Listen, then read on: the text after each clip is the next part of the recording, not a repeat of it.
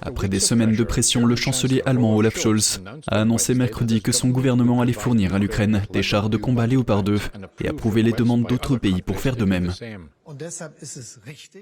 C'est pourquoi il est correct et avec notre plus grande attention que nous avancions pas à pas. Et ce principe, nous continuerons à le suivre à l'avenir. C'est le seul principe qui garantit la sécurité de l'Europe et de l'Allemagne dans une situation aussi périlleuse.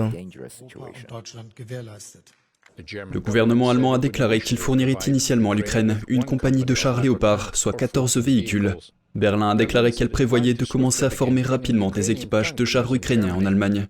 Le dispositif mis en place comprendrait également la logistique, les munitions et la maintenance. Scholz a cherché à rassurer les Allemands qui s'inquiètent d'une éventuelle escalade du conflit. Faites confiance au gouvernement fédéral parce que nous agissons en étroite coordination avec nos alliés. Nous continuerons à nous assurer que ce soutien est possible sans augmenter les risques pour notre pays.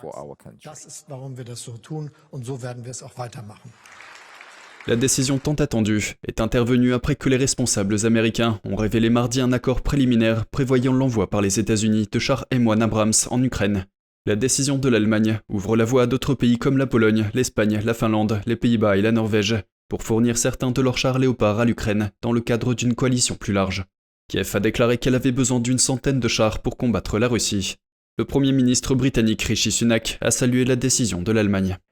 Eh bien, Monsieur le Président, j'ai clairement indiqué que le Royaume-Uni et ses alliés doivent accélérer leurs efforts afin que l'Ukraine remporte cette guerre et obtienne une paix durable. La semaine dernière, j'ai annoncé que nous ferions don de nombreux chars de combat dans le cadre du prochain grand paquet de soutien britannique à l'Ukraine. Et je suis heureux que nos amis et alliés se préparent à suivre notre exemple. La Grande-Bretagne prévoit d'envoyer 14 de ses chars Challenger 2 à l'Ukraine. Le porte-parole du Kremlin a qualifié la décision de l'Allemagne de plan désastreux.